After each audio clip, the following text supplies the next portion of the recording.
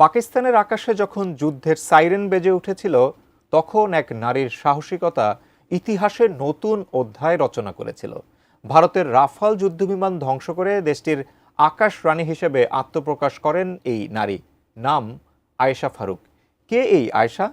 তার জীবনের প্রস্তুতি বা কেমন ছিল যুদ্ধ জয়ের জন্য? বিস্তারিত জান্নাতুন নাহার জেরির ডেস্ক রিপোর্টে। ৭ মে রাত, চারদিকে গভীর নিস্তব্ধতা, আর তখনই ধোঁয়ায় ঢেকে গেছে আকাশ। রানার সিগন্যালে জ্বলছে লাল বাতি। পাকিস্তানের আকাশে ঢুকে পড়েছে ভারতের যুদ্ধবিমান রাফাল। মুহূর্তের মধ্যে পরিস্থিতি বদলে যায়। হাই অ্যালার্ট বেজে ওঠে সামরিক ঘাঁটিগুলোতে। আকাশপথে উত্তেজনার আগুন আর মাটিতে নিঃশ্বাস বন্ধ করে রেখেছে পুরো পাক জাতি। পাকিস্তান জুড়ে যখন এই অবস্থা, তখন সেই উত্তেজনাপূর্ণ মুহূর্তে ককপিটে বসা এক নারী, স্কোয়াড্রন লিডার আয়েশা।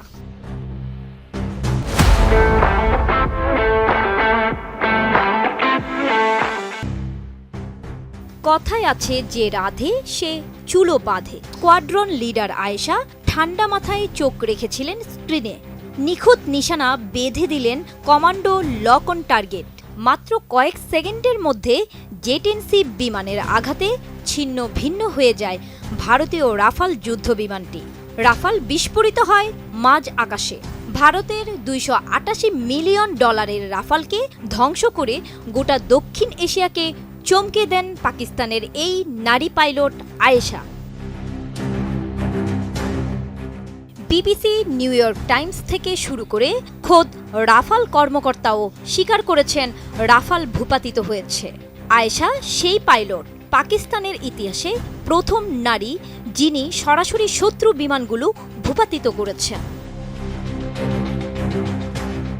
৩৭ বছরের আয়েশা ফারুকের জন্ম পাকিস্তানের বহওয়ালপুরের এক সাধারণ পরিবারে। বাবার মৃত্যুর পর মা তাকে এবং তার বোনকে একাই বড় করেছেন।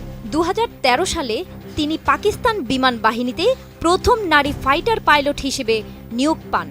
তার হাতে থাকা জেট-এনসি থান্ডার চীনের সহায়তায় তৈরি একটি যুদ্ধবিমান, যার ক্ষমতা রাফালের সঙ্গে টক্কর দেওয়ার মতো। সীমান্তে উত্তেজনার মাঝে আয়েশার নেতৃত্বে চালানো এ মিশন তাকে পাকিস্তানের ওয়ান হিরো বানিয়েছে। রাওয়ালপিন্ডির রাস্তায় তার নাম এখন গানের মতো গাওয়া হচ্ছে। তার এই কৃতিত্ব শুধু একটি সামরিক বিজয় নয়, এটি একটি প্রতীক। একটি পুরুষ প্রধান সমাজে যেখানে নারীরা প্রায় পিছনে থাকে, আয়েশা প্রমাণ করেছেন যে আকাশে তার দক্ষতা কারো চেয়ে কম নয়। তার PL-5 ক্ষেপণাস্ত্র কেবল রাফালকে ধ্বংস করেনি, ভারতের অহংকারকেও চূর্ণ করেছে। এই গল্প শুধু একটি বিমান ধ্বংসের নয়, এটি একটি নারীর সাহস আর রাজনৈতিক ষড়যন্ত্রের গল্প, যা দক্ষিণ এশিয়ার রাজনীতির মঞ্চে নতুন নাটক রচনা করেছে। জান্নাতুন Nahar Jerry, desk report, ATN news.